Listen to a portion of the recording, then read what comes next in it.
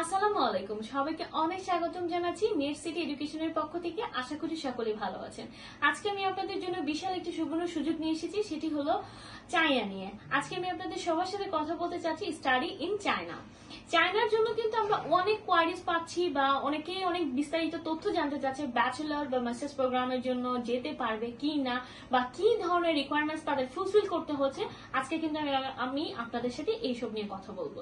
তো প্রথমে বলে দিচ্ছি, যারা কিনা ব্যাচেলর প্রোগ্রামে অ্যাপ্লিকেশন করতে চাচ্ছে চায়নাতে আপকামিং ইনটেকের জন্য, দ্যাট মিনস জানুয়ারি ইনটেকের জন্য, তাদের উদ্দেশ্যে বলবো তাদের যদি ম্যাট্রিক এবং ইন্টারমিডিয়েটে জিপিএ আউট অফ 5 এর মধ্যে আউট অফ 4.50 অথবা 5 এ 5ই থাকে, তাহলে কিন্তু তারা খুব সহজেই চায়নাতে অ্যাপ্লিকেশন করতে পারবে, প্লাস তারা কিন্তু ফুল ফ্রি স্কলারশিপে পড়াশোনা করতে পারছে। এটা কিন্তু খুবই বড় একটা অপরচুনিটি।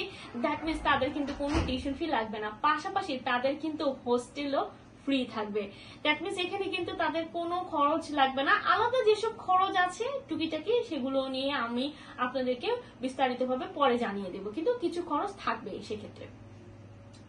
সো এখন বলবো মাস্টার্সদের জন্য, যারা কিনা মাস্টার্সের স্টুডেন্ট, ব্যাচেলর শেষ করেছে ইতিমধ্যে, তাদের যদি সিজিপিএ রেজাল্ট ভালো থাকে, আউট অফ 3 পয়েন্টের উপরে থাকে, তাহলে কিন্তু তারাও একটা স্কলারশিপের ব্যবস্থা তাদেরকে আমরা করে দিতে পারছি। বাট বেশ কিন্তু অপরচুনিটি মাস্টার্স থেকে ব্যাচেলর স্টুডেন্টরা পাচ্ছে, কারণ তাদের কিন্তু রেজাল্ট ওয়াইজ আমরা স্কলারশিপ দিতে পারবো স্টেপ বাই স্টেপ।